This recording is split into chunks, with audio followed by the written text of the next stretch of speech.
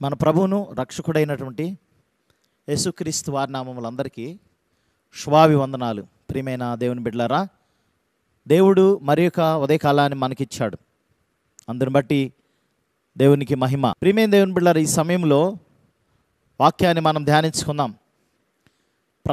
ప్రతి ఉదయకాలమున వాక్యాన్ని ధ్యానిస్తూ ఉన్నాం.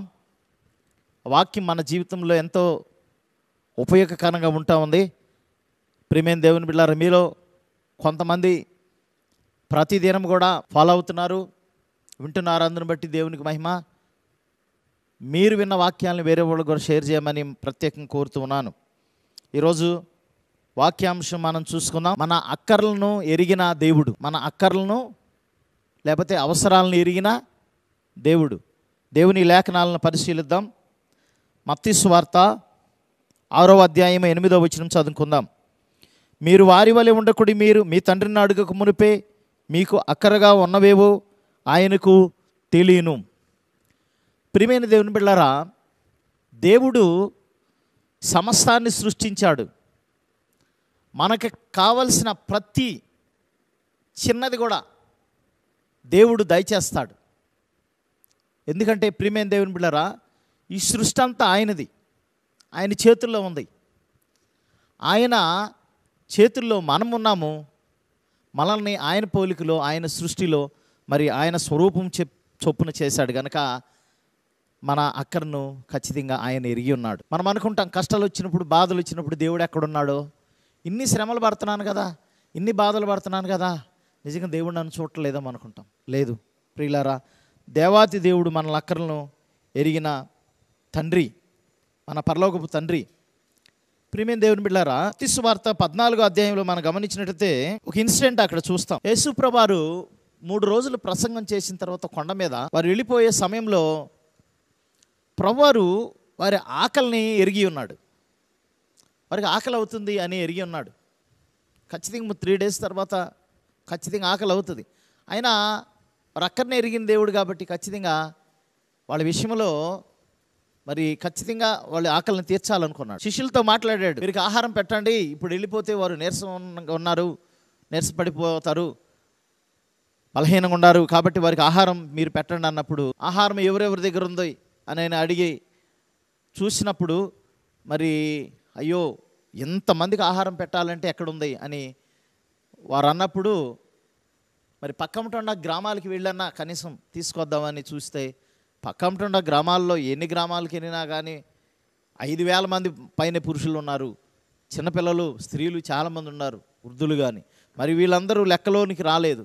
వీళ్ళందరికీ ఆహారం సమృద్ధిగా దొరకాలంటే కష్టమవుతుంది. శిష్యులకు అప్పగించాడు ఆ బాధ్యతను, వారి విశ్వాసాన్ని పరీక్షించాడు.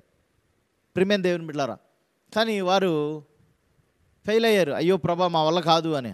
అప్పుడు ప్రభువారు, మీలో ఎవరి దగ్గర ఆహారం ఏదన్నా ఉందంటే, చిన్నపిల్లవాడు ఆ యొక్క 5 రొట్టెలు 2 చేపలు తీసుకొచ్చినప్పుడు వాటిని బ్లెస్ చేసి ప్రభువారు ఒక్కొక్కరిని వారిని 50 మందిని 100 మందిని ఒక వరుసలో కూర్చోబెట్టి ఒక క్రమంలో ప్రియమైన దేవుని బిడ్డలారా మరి వారికి వడ్డించినట్లు మనం చూస్తాం. ప్రియులారా, మనం గమనించండి, యేసు ప్రభువారు మరి యాకోబు రాసిన పత్రిక 2:16 అన్నట్టు సమాధానంగా వెళ్ళుడి, చలి కాచుకునుడి, తృప్తి పొందుడు అని చెప్పే దేవుడు కాదు. ఆయన ఖచ్చితంగా వారి అక్కర్లు తీర్చే దేవుడు.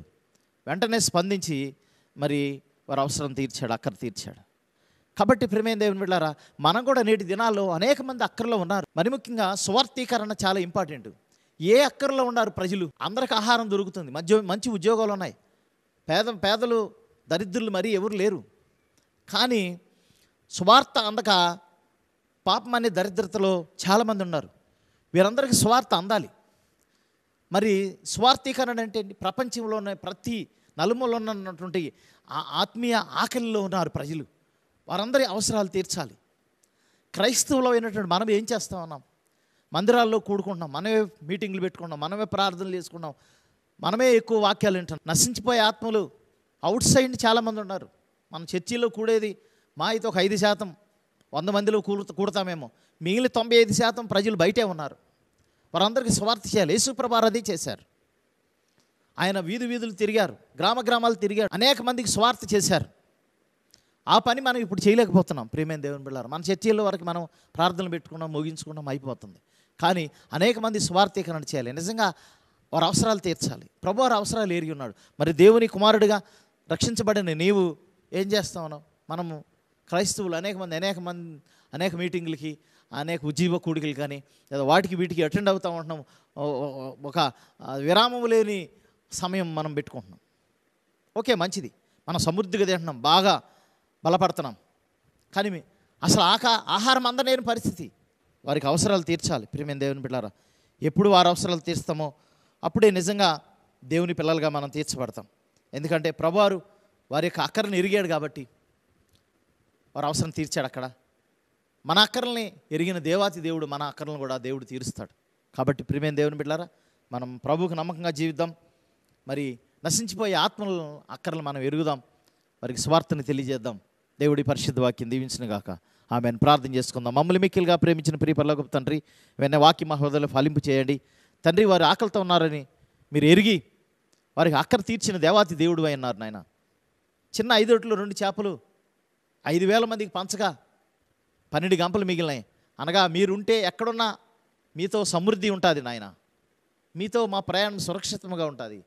ఆ రీతిగా ఎల్లప్పుడూ మీతో ఉండేవారుగా మమ్మల్ని తీర్చిదిద్దండి. మా అక్కర్లు ఎరిగిన దేవుడిగా మీరున్నారని విశ్వాసం మాకును మా ప్రియులకి దయచేసి మీ సన్ని తోడుగుంచమని, అక్కర్లో ఉన్న వారి అవసరాలు మేము కూడా తీర్చుటకు కృతనిశ్చయంతో ముందుకు కొనసాగట కృప చూపించమని యేసు పరిశుద్ధ నామమున అడిగి వేడుకుని ప్రార్థన చేస్తున్నాం తండ్రి. ఆమెన్. మన తండ్రి అయిన దేవుని ప్రేమ, ప్రభువైన యేసు క్రీస్తు వారి కృప, పరిశుద్ధాత్మని సహజ చేరి మనకును సకల పరిశుద్ధులకును ఎల్లప్పుడూ తోడే నడిపించును గాక. ఆమెన్. అందరికీ వందనాలు. ప్రియమైన దేవుని బిడ్డలారా, మరే కొద్ది కాలాన్ని కలుసుకుందాం. అప్పటి వరకు దేవుని దయ కనికరం మీ మీద ఉండును గాక. ఆమెన్.